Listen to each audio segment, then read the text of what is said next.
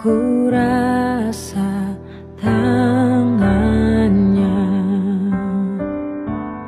Tuhanlah yang membimbingku, tanganku dipegang teguh, hatiku berserah penuh, tanganku dipegang teguh.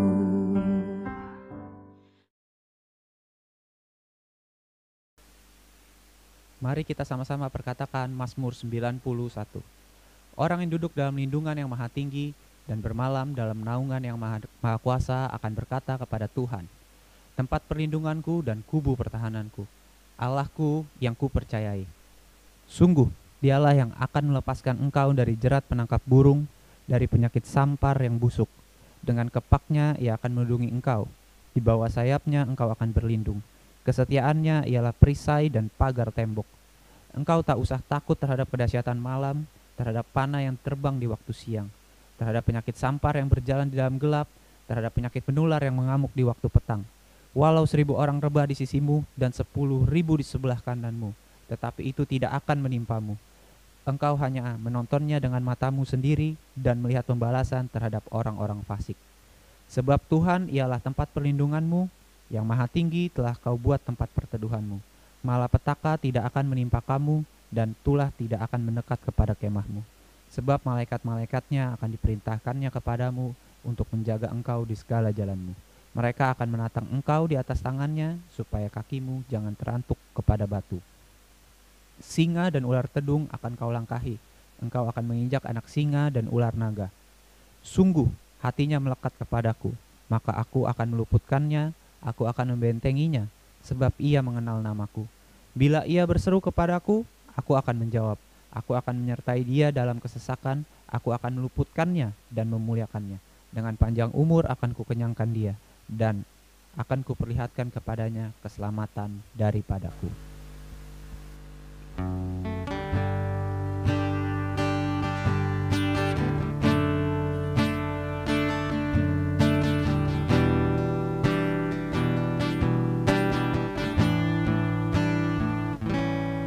Segala yang terjadi dalam hidupku ini, semua ada dalam rancanganmu. Lewati hari-hari, ku tahu tak sendiri, ada Kau Tuhan yang selalu sertaku. Ku percaya,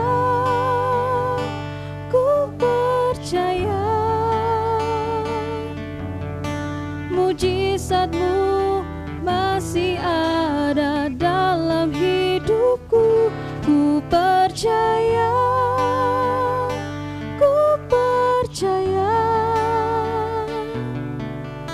tiada yang mustahil bagimu.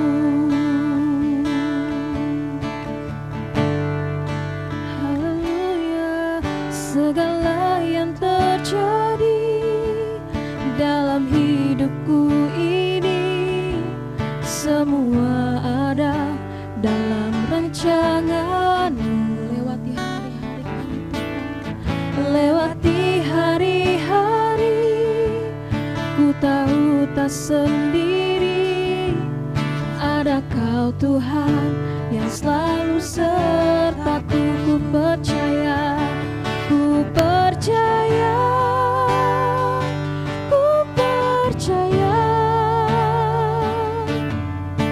mujizat-Mu masih ada dalam hidupku. Ku percaya,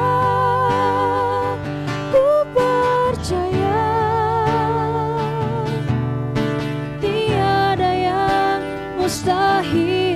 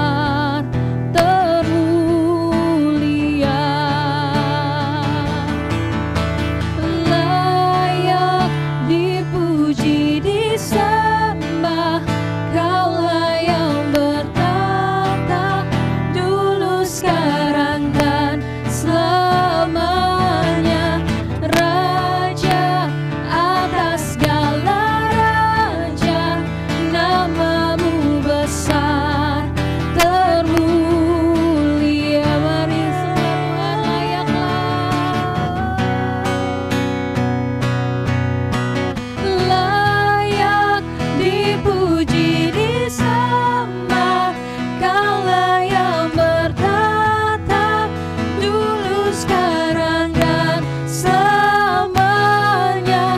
Raja atas segala raja, namamu besar dan mulia.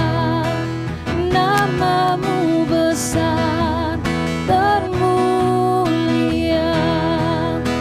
Namamu besar mulia.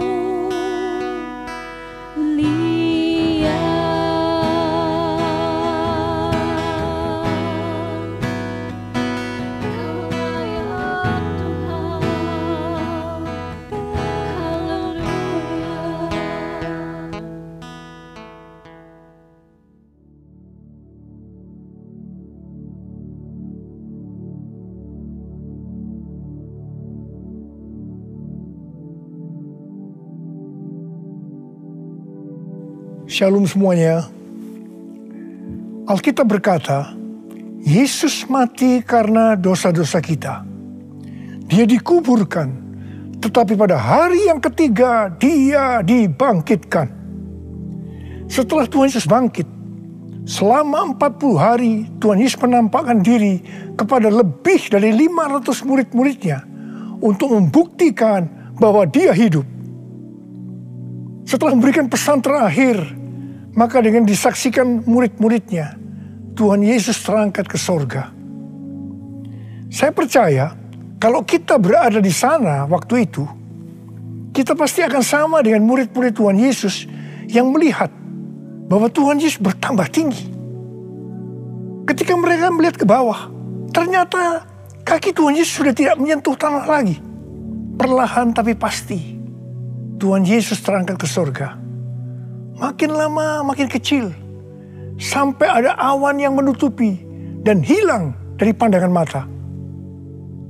Sementara mereka terheran-heran melihat ke langit, maka ada 2 orang yang berpakaian putih di dekat mereka yang berkata, "Hai orang-orang Galilea, mengapakah kamu berdiri melihat ke langit?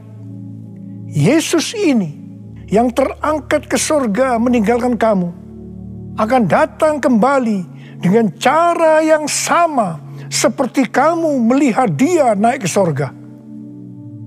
Dari ayat ini saya percaya kalau yang melihat Tuhan Yesus naik ke sorga adalah murid-murid Tuhan Yesus, maka yang akan melihat Tuhan Yesus turun dari sorga menjemput gerejanya adalah murid-murid Tuhan Yesus. Tuhan Yesus berkata dalam Yohanes 14 ayat 1-3, "Janganlah gelisah hatimu. Percayalah kepada Allah. Percayalah juga kepadaku. Di rumah Bapa-Ku banyak tempat tinggal. Jika tidak demikian, tentu Aku mengatakannya kepadamu. Sebab Aku pergi ke situ untuk menyediakan tempat bagimu. Dan apabila Aku telah pergi ke situ dan telah menyediakan tempat bagimu, Aku akan datang kembali dan membawa kamu ke tempatku, supaya di tempat di mana Aku berada, kamu pun berada." Pesan Tuhan Yesus ini ditujukan untuk murid-muridnya. Karena itu, kalau kita mau ikut dalam pengangkatan, maka kita harus menjadi murid Tuhan Yesus. Murid Tuhan Yesus adalah kita-kita yang hidupnya sama seperti Kristus telah hidup. Karena kita hidup sama seperti Kristus telah hidup, maka kita akan menjadi serupa dengan gambarnya. Roma 8 ayat 29 berkata, "Sebab mereka yang dipilihnya dari semula, mereka juga ditentukannya dari semula untuk menjadi serupa dengan gambaran anaknya, supaya ia, anaknya itu, menjadi yang sulung di antara banyak saudara." Jadi goal kita sebagai orang percaya adalah menjadi serupa dengan gambar Yesus. Memasuki tahun 2021, Tuhan memberikan tema bahwa tahun 2021 adalah tahun integritas. Kita harus menjadi orang yang berintegritas, yang artinya kita berbicara dan melakukan apa yang kita percayai sesuai dengan kebenaran firman Allah. Jadi, kita harus hidup dengan jujur dan tulus di hadapan Tuhan. Sebagai panutan untuk menjadi orang yang berintegritas adalah Tuhan Yesus sendiri. Sebab Tuhan Yesus adalah the man of integrity. Menjadi murid Tuhan Yesus adalah menjadi orang yang berintegritas. Tuhan Yesus sangat menekankan agar kita menjadi orang yang berintegritas. Karena kedatangannya sudah sangat-sangat dekat.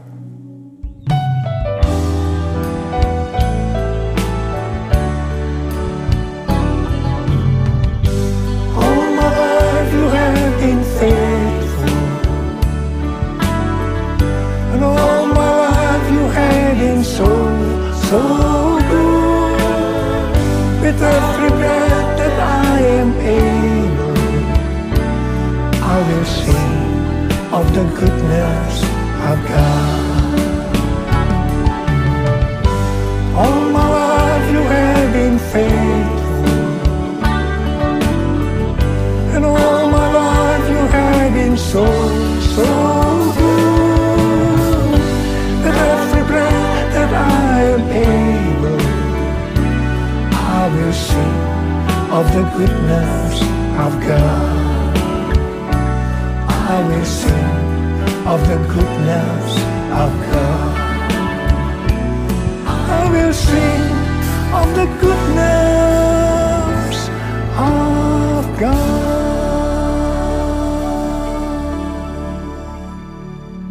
Ibrani 7 ayat 25 berkata, karena itu ia sanggup juga menyelamatkan dengan sempurna semua orang yang oleh Dia datang kepada Allah. Sebab ia hidup senantiasa untuk menjadi pengantara mereka. Tuhan Yesus di sorga menjadi pengantara kita. Artinya, sebagai pendoa syafaat bagi kita, supaya kita selamat secara sempurna. Kalau kita berbicara tentang keselamatan, maka ada 3 hal yang harus diperhatikan. Yang pertama, keselamatan bisa hilang. Yang kedua, hampir-hampir tidak diselamatkan. Yang ketiga, selamat dengan sempurna. Orang yang sudah percaya bisa kehilangan keselamatan. Matius 7 ayat 21 sampai dengan 23 berkata, bukan setiap orang yang berseru kepadaku, Tuhan, Tuhan, akan masuk ke dalam kerajaan sorga, melainkan dia yang melakukan kehendak Bapakku yang di sorga.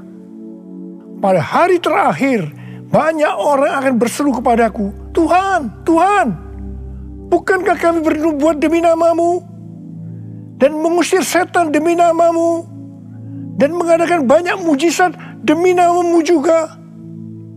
Pada waktu itulah aku akan berterus terang kepada mereka, dan berkata, aku tidak pernah mengenal kamu, enyahlah daripadaku, kamu sekalian pembuat kejahatan. Ini merupakan peringatan bagi hamba-hamba Tuhan yang sedang dipakai oleh Tuhan, agar pelayanan yang diberikan oleh Tuhan itu semata-mata hanya untuk menyatakan kemuliaannya, bukan untuk kemuliaan diri sendiri, bukan untuk mencari keuntungan pribadi, bukan untuk popularitas, di mana ini semua bisa mengakibatkan hilangnya keselamatan. Contoh seorang murid yang kehilangan keselamatan adalah Yudas. Yudas mengikut Yesus begitu lama. Bahkan dicatat dalam Lukas 9 ayat 1 sampai dengan 6. Ia bersama murid-muridnya yang lain pernah melakukan berbagai mujizat dan pelayanan kesembuhan. Namun ia akhirnya memilih meninggalkan Tuhan. Maka hilanglah keselamatannya. Mengenai hampir-hampir tidak diselamatkan, 1 Korintus 3 ayat 10 sampai dengan 15 berkata, bahwa kita membangun hidup kita ini dengan dasar Yesus Kristus. Pertanyaannya, bahan apa yang kita gunakan untuk membangun kehidupan kita ini? Apakah dengan bahan emas, perak, batu permata, ataukah dengan bahan kayu, rumput kering, atau jerami. Semua ini akan nampak pada hari Tuhan saat pekerjaan kita diuji dengan api. Jika pekerjaan kita tahan uji, artinya tidak terbakar karena terbuat dari bahan emas, perak, dan batu permata, maka kita akan mendapat upah. Tetapi sebaliknya, kalau pekerjaannya itu terbakar karena bahan yang digunakan adalah kayu, rumput kering, atau jerami, maka akan menderita kerugian. Selamat sih selamat, tetapi seperti keluar dari dalam api. Artinya hampir-hampir tidak diselamatkan. Hampir-hampir tidak diselamatkan dapat diartikan, yang pertama, kehilangan upah atau pahala. Yang kedua, kedudukan yang rendah di sorga. Yang ketiga, kehilangan kesempatan pelayanan dan kekuasaan di sorga. Dan yang keempat, kehilangan kemuliaan dan kehormatan di hadapan Allah. Mari, saya akan mengajak saudara untuk memperhatikan dengan serius pekerjaan pelayanan kita. Terutama juga termasuk kualitas kehidupan. Jangan menjadi orang Kristen yang acuh tak acuh, agar kita mendapatkan upah di sorga. Tuhan Yesus berada di sorga untuk mendoakan kita agar mendapat keselamatan yang sempurna. Bukan untuk kehilangan keselamatan, atau bukan hampir-hampir tidak diselamatkan. Supaya doa Tuhan Yesus ini terjadi, maka sesuai dengan 2 Petrus 1 ayat 5-11 dikatakan bahwa kita harus berusaha dengan sungguh-sungguh. Dengan sungguh-sungguh berusaha menambahkan kepada iman kita kebajikan. Artinya berbuat baik. Kemudian tambahkan lagi pengetahuan. Kemudian tambahkan lagi penguasaan diri. Tambahkan lagi ketekunan. Tambahkan lagi kesalehan, yang artinya hidup kudus. Tambahkan lagi kasih akan saudara-saudara seiman. Dan tambahkan lagi kasih akan semua orang. Kalau kita melakukan ini semua dengan sungguh-sungguh, maka kita akan lebih mengenal Tuhan Yesus Kristus. Dan kita tidak akan pernah tersandung. Dengan demikian, kita akan dikaruniakan hak penuh untuk memasuki kerajaan kekal, yaitu kerajaan Tuhan dan Juru Selamat kita, Yesus Kristus. Artinya, kita mendapatkan keselamatan yang sempurna. Haleluya! Oh, haleluya! Oh, haleluya! Haleluya! Haleluya!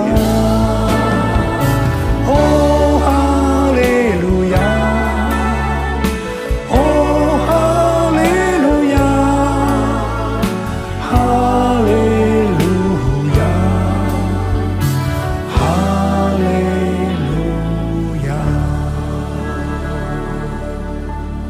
Pesan yang terakhir dari Tuhan Yesus untuk murid-muridnya terdapat dalam Kisah Para Rasul 1 ayat 8 yang berkata, "Tetapi kamu akan menerima kuasa kalau Roh Kudus turun ke atas kamu, dan kamu akan menjadi saksiku di Yerusalem dan di seluruh Yudea dan Samaria dan sampai ke ujung bumi." Setelah memberikan pesan yang terakhir itu, Tuhan Yesus naik ke sorga. Setelah itu apa yang dilakukan oleh murid-muridnya? Mereka pergi ke Yerusalem dan berkumpul di ruang atas atau kamar loteng. Mereka melakukan ini karena Tuhan Yesus yang menyuruh mereka agar tidak meninggalkan kota Yerusalem, karena mereka akan diperlengkapi dengan kekuasaan dari tempat tinggi. Tuhan Yesus berkata, sebab Yohanes membaptis dengan air, tetapi tidak lama lagi kamu akan dibaptis dengan Roh Kudus.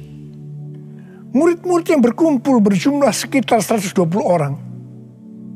Kisah Para Rasul 1 ayat 14 bagian A berkata, mereka semua bertekun dengan sehati dalam doa bersama-sama, yang artinya mereka berdoa, memuji dan menyembah Tuhan dalam unity siang dan malam. Ini adalah prinsip restorasi Pondok Daud. Ini adalah prinsip menara doa. Pada hari raya Pentakosta, jadi 10 hari setelah mereka berkumpul itu, tiba-tiba turunlah dari langit suatu bunyi seperti tiupan angin keras yang memenuhi seluruh rumah di mana mereka duduk. Mungkin seperti ini.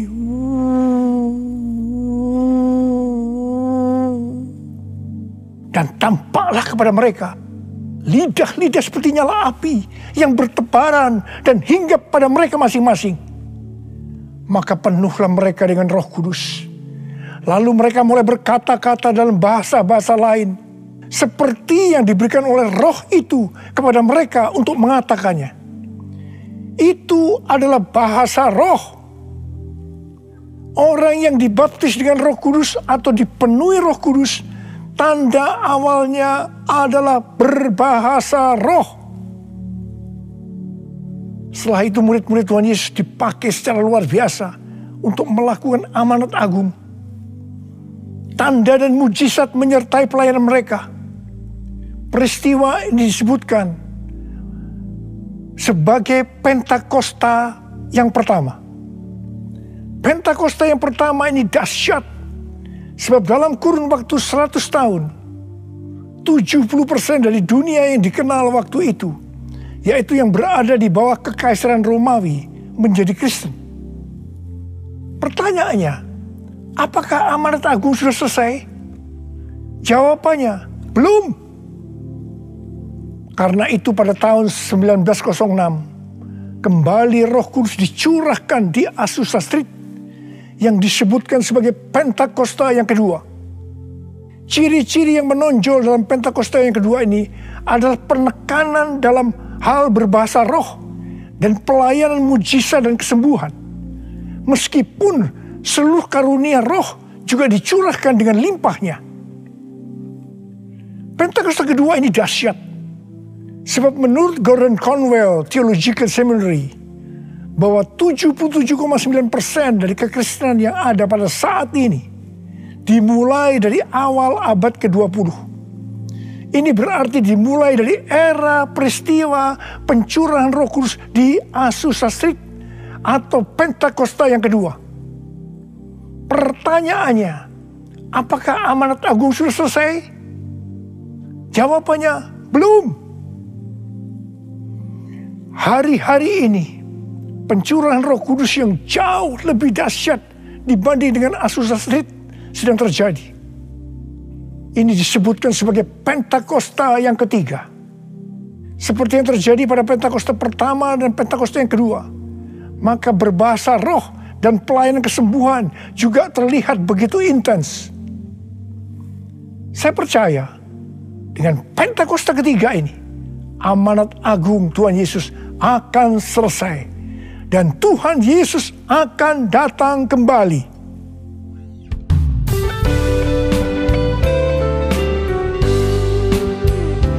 Curahkanlah kuasa-Mu Tuhan, mujizat terjadi di tempat ini. Curahkanlah kuasa-Mu Tuhan, mujizat terjadi sekarang ini. Curahkanlah kuasa-Mu Tuhan, mujizat terjadi di tempat ini. Curahkanlah kuasa-Mu Tuhan, mujizat terjadi sekarang ini. Mujizat terjadi sekarang ini. Mujizat terjadi sekarang ini. Rasul Paulus berkata dalam 1 Korintus 14 ayat 5 bagian A, "Aku suka supaya kamu semua berkata-kata dengan bahasa roh." Selain itu dalam 1 Korintus 14 ayat 18, Rasul Paulus juga berkata, aku mengucap syukur kepada Allah bahwa aku berkata-kata dalam bahasa roh lebih daripada kamu semua. Saya sangat mengaminkan apa yang dikatakan oleh Rasul Paulus ini. Dan saya juga berdoa agar apa yang dikatakan oleh Rasul Paulus ini juga terjadi pada kita. Yang percaya katakan amin. Apa yang terjadi kalau kita berbahasa roh? Yang pertama, kita akan lebih berani bersaksi tentang Yesus. Kita ingat Petrus, di mana sebelum dia dibaptis dengan Roh Kudus, dengan tanda awal berbahasa roh, dia pernah menyangkal Yesus sebanyak 3 kali sebelum ayam berkokok. Setelah berbahasa roh, dia berani bersaksi tentang Tuhan Yesus, tidak peduli disesah dan dipenjarakan. Yang kedua, kalau kita berbahasa roh, maka sesuai dengan 1 Korintus 14 ayat 4 dikatakan, siapa yang berkata-kata dalam bahasa roh, dia membangun dirinya sendiri. Yang artinya, kalau kita berbahasa roh, kita membangun iman kita. Yang ketiga, kalau kita berbahasa roh, kita akan lebih merasakan hadiratnya. Dan lebih intim dengan dia. Karena ketika kita berbahasa roh, kita berkata-kata kepada Allah, bukan kepada manusia. Yang keempat, kalau kita berbahasa roh, kita akan bisa berdoa lebih lama lagi. Dan yang kelima, sesuai dengan 1 Korintus 14 ayat 14 dan 15 yang berkata, sebab jika aku berdoa dengan bahasa roh, maka rohkulah yang berdoa. Tetapi akal budiku tidak turut berdoa. Jadi apakah yang harus kubuat?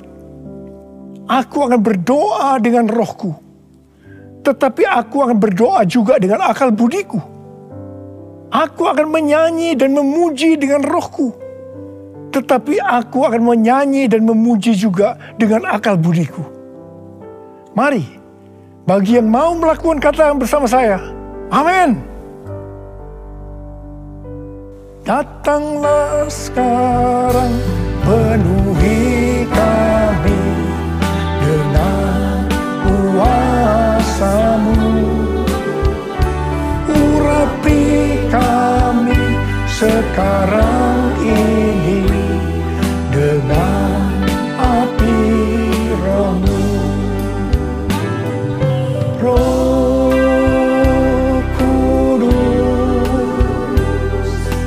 ini hamba-Mu. Roh Kudus, penuhi hamba-Mu. Saya berdoa buat saudara. Ada berapa banyak di antara saudara yang rindu untuk dipenuhi dengan Roh Kudus hari ini? Ada berapa banyak yang rindu untuk dibaptis dengan Roh Kudus, dengan tanda awal berbahasa roh? Saya boleh angkat tangan. Katakan bersama saya sekali lagi. Anointing, fall on me. Anointing, fall on me. Let the power of the Holy Spirit fall on me. Anointing, fall on me. Angkat tangan saudara. Curahkan Tuhan Roh-Mu Tuhan, curahkan Roh-Mu ya Tuhan. Penuhi kami semua dengan Roh-Mu ya Tuhan. Baptis anak-anak-Mu dengan Roh-Mu, dengan tanda awal berbahasa roh. Terima. Ora la masyikara la bala. Ora la mulai berbahasa roh. Saudara mulai dapat berbahasa roh. Ora la bala. Ora la bala.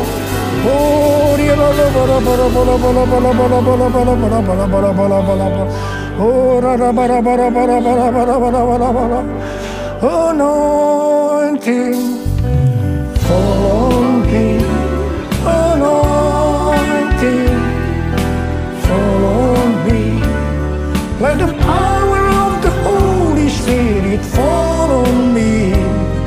Anointing, fall fall on me.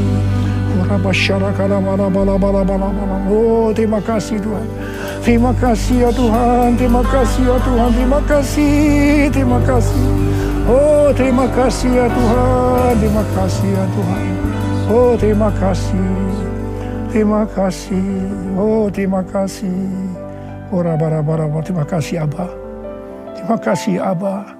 Engkau sudah memenuhi anak-anak-Mu dengan roh-Mu. Engkau membaptis mereka dengan Roh Kudus. Mereka dengan tanda awal berbahasa roh. Oh ya Tuhan, terima kasih buat kebaikan Tuhan. Terima kasih, terima kasih. Pakai kami semua menjadi alat untuk menyelesaikan amanat agung Tuhan Yesus. Pakai Tuhan, pakai kami semua. Terima kasih. Dalam nama Yesus, dalam nama Yesus. Amin. Mari saudara-saudara, kita akan masuk dalam perjamuan kudus. Kita akan mengingat ayat ini. Sebab setiap kali kamu makan roti ini dan minum cawan ini, kamu memberitakan kematian Tuhan sampai Ia datang. Perjamuan kudus adalah perjamuan Tuhan Yesus sendiri. Setiap kali kita masuk dalam perjamuan kudus, Tuhan Yesus selalu mengingatkan kita, biarlah ini menjadi peringatan akan daku. Biarlah ini menjadi peringatan akan daku. Karena itu, mari arahkan hati kita kepada kebaikan Tuhan. Kita akan mengingat kebaikan Tuhan. Supaya kita lebih mengasihi Tuhan Yesus. Kita lebih mengasihi satu dengan yang lain. Mari tundukkan kepala. Tuhan, siapakah kami sebelum kami mengenal Engkau? Kami semua orang berdosa.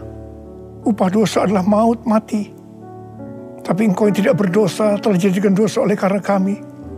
Engkau harus turun dari surga mulia, mati ganti kami dengan penderitaan yang luar biasa. Oh Tuhan, itu Engkau ya Abba, Engkau ya Abba, itu Engkau ya Abba. Engkau jadikan kami sebagai anak-anak-Mu. Engkau tuntun kami, Engkau bela, Engkau berkati, Engkau lindungi kami.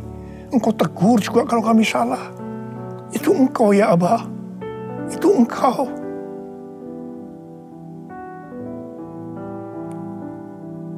Tuhan akan memberkati saudara dan saya melalui perjamuan kudus ini. Tapi Tuhan mau kita makan dan minum dengan cara yang benar. Karena itu masing-masing sekarang berdoa.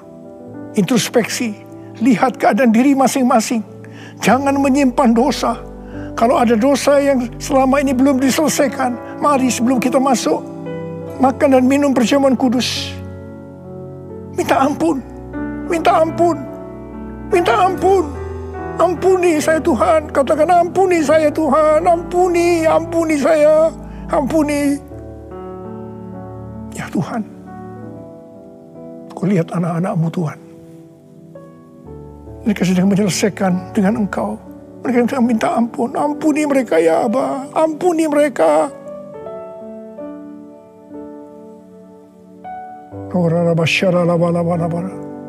Mari sekarang kita masuk dalam perjamuan kudus. Dengan hati yang penuh ucapan syukur. Sekarang mari angkat roti di tangan kanan kita tinggi-tinggi.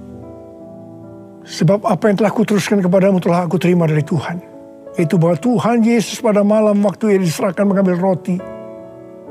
Dan sesudah itu Ia mengucap syukur atasnya. Ia memecah-mecahkan dan berkata, inilah tubuhku yang diserahkan bagi kamu. Perbuatlah ini menjadi peringatan akan aku. Saudara dikasih Tuhan, bukankah roti yang kita pecah-pecahkan ini adalah persekutuan kita dengan tubuh Kristus? Mari kita makan dalam nama Yesus.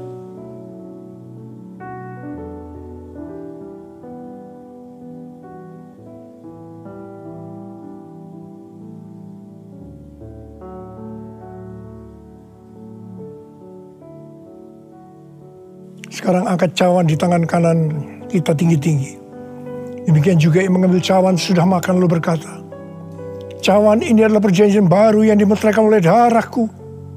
Perbuatlah ini setiap kali kamu meminumnya menjadi peringatan akan aku. Saudara dikasih Tuhan, bukankah cawan pengucapan syukur yang atasnya kita ucapkan syukur adalah persekutuan kita dengan darah Yesus? Mari kita minum dalam nama Yesus.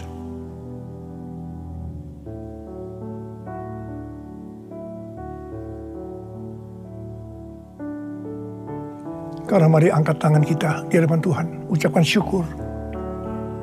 Dengan suara, jangan diam. Katakan, Tuhan, terima kasih ya Tuhan. Terima kasih ya Tuhan, terima kasih. Kami bersyukur padamu ya Tuhan. Oh, ralabakana mayara labala bala bala bala. Oh, terima kasih, terima kasih. Oh Tuhan, terima kasih, Engkau baik. Engkau baik ya Tuhan, Engkau baik ya Tuhan. Engkau baik. Mari kita katakan bersama, Tuhan Yesus. Tuhan Yesus, Engkau baik. Terima kasih buat kebaikan-Mu ya Tuhan. Terima kasih buat kebaikan-Mu. Oh Jesus. All my life you have been faithful. All my life you have been so good. With every breath that I am able, I will sing all the goodness of God. All my life you have been faithful, and all my life you have been so good. With every breath that I am able, I will sing of the goodness of God. I will sing of the goodness of God. I will sing of the goodness of God.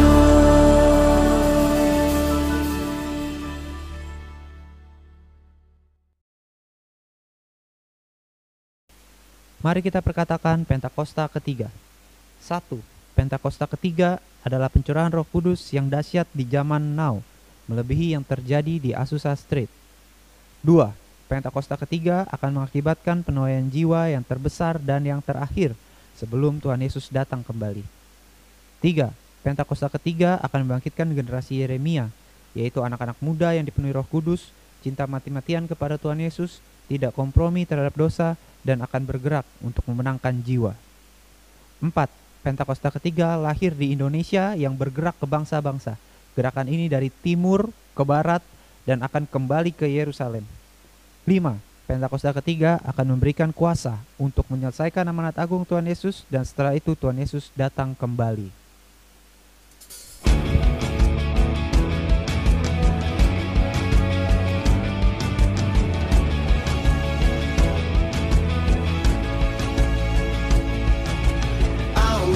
Your name, Lord Jesus, I will dance before my Savior. You have made me glad, now I am free. Jesus, you are my Redeemer. You deserve the highest praise. Now I know I am victorious.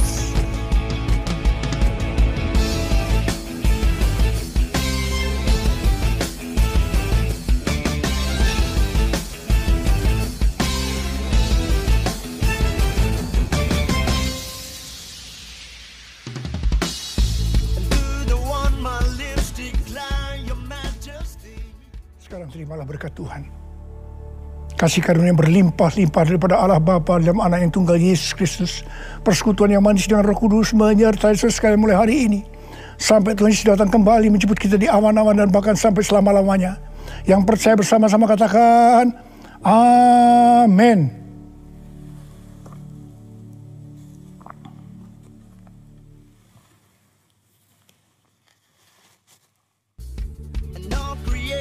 Shall bow down.